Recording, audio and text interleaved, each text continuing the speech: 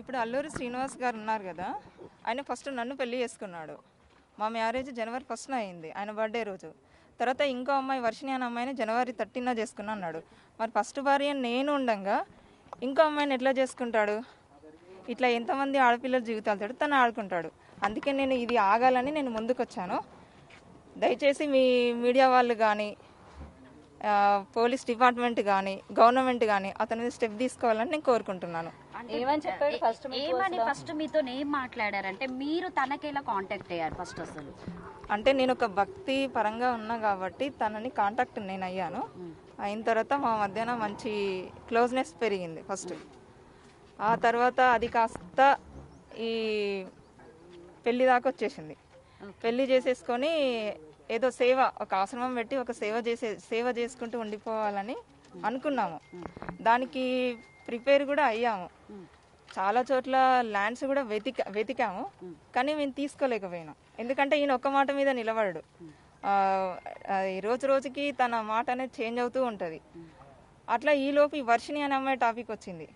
నేను అడిగాను, అడిగితే ఏమన్నాడు, తను నాకు కూతురు అవుతుంది, నేను తనకి గురువుని అవుతాను, ఏదేదో చెప్పుకుంటూ వచ్చాడు. అప్పటికే వర్షినికి తనకి సంబంధం ఉందా? అది నాకు ఈ మధ్యనే తెలిసింది. నేను మీ న్యూస్ వాళ్ళ ద్వారానే చూసాను. వీడియోస్ చూడడం వల్లనే ఇప్పుడు నేను తెలుసుకున్నాను. తెలియడం జరిగింది. అంతే, అంతవరకు తన దగ్గర అన్ని దాచిపెట్టాడు. అప్పటిదాకా మీతో ఫోన్లు మాట్లాడడం చేస్తున్నాడు, నాతో ఫోన్ మాట్లాడుతూనే ఉండే. కానీ ఇప్పుడు గత ఒక 20 days అంటే మార్చి ఎండింగ్ లో ఏంటంటే ఆ అమ్మాయిని నేను పెళ్లి చేసుకుంటాను, ఇంకెప్పుడు నువ్వు మళ్ళీ నా లైఫ్ లోకి రాకని చెప్పేసి అంటే మీరు బ్లాక్ లో పెట్టేశాడు. మన వైష్ణవిని పెళ్లి చేసుకున్నట్టు మీకు కూడా ఏమైనా పెళ్లి చేసుకోవడం జరిగిందా? ఏమైనా ఉన్నాయా? చేసుకున్నాడనే చెప్తున్నాను. అంటే ఎలా నమ్మారు? అంటే పెళ్లి అంటే తను కూడా తాళి చూపి అమ్మా, తాళి చూపి. అది ఎక్కడుందా తాళి? తాళి ఉన్నాయి నా దగ్గర, కానీ నేను తన మెడలో, నేను చెప్తున్నాను, తన మెడలో వెండి తాళి ఉంటది. మీరు చూసారా, అగోరి మెడలో వెండి తాళి ఉంటది, అది నా మెడలో తాలే. నా దగ్గరికి వచ్చి తీసుకొని వెళ్ళిపోయాడు. మార్చి 10th రోజున నా దగ్గరికి వచ్చి నా తాళి కట్టింది. ఈ తాళి కట్టడం చేత అమ్మాయిని ఇబ్బంది పెట్టాడు, ఇది మెడలో వేసాడు. చూడండి, అది కూడా కాదు, తన మెడలో ఉన్న వెండి తాళి కూడా నా మెడలో ఉన్నది.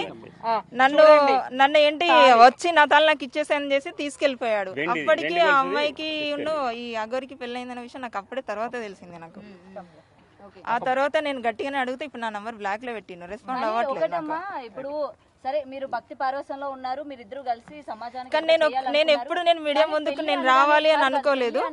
ఎందుకు ఒప్పుకున్నారు అసలు పెళ్లి చేసుకోవాల్సిన? పెళ్లి అంటే నా దృష్టిలో ఏంటంటే, ఇప్పుడు ఆ అమ్మాయి మేమేదో లవర్స్ అని చెప్పేసి మేము సహజీవనం చేస్తామని అలాంటి ఉద్దేశము నాకు లేదు.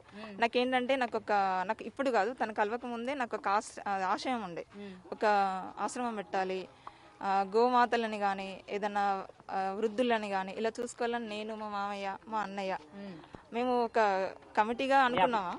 సో ఈయన కూడా సేమ్ నాకు అనుకూలంగా మాట్లాడేసరికి సరే అలా ఒక భక్తురాలుగా ఉండిపోవాలి తప్ప ఇది ఇంతవరకు ఆగిపోవాలని నేను అలాగే ఉన్నాను. నాలాగా ఇప్పుడు ఆ వర్షిణి అమ్మాయి కూడా ఏంటంటే తను చిన్నపిల్ల.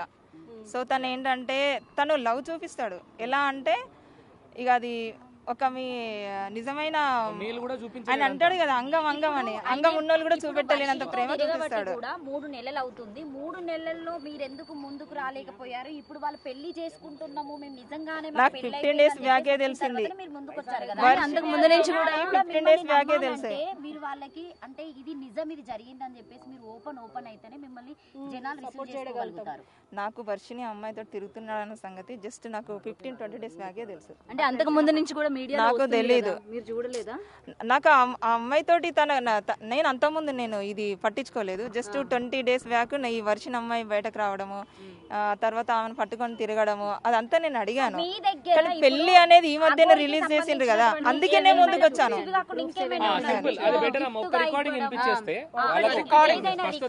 ఎందుకంటే నిజంగా మీరు భార్య అని చెప్పడానికి ఏమైనా ప్రూఫ్స్ ఉంటే చూపించండి. నా దగ్గర వాయిస్ రికార్డ్స్ ఉన్నాయి.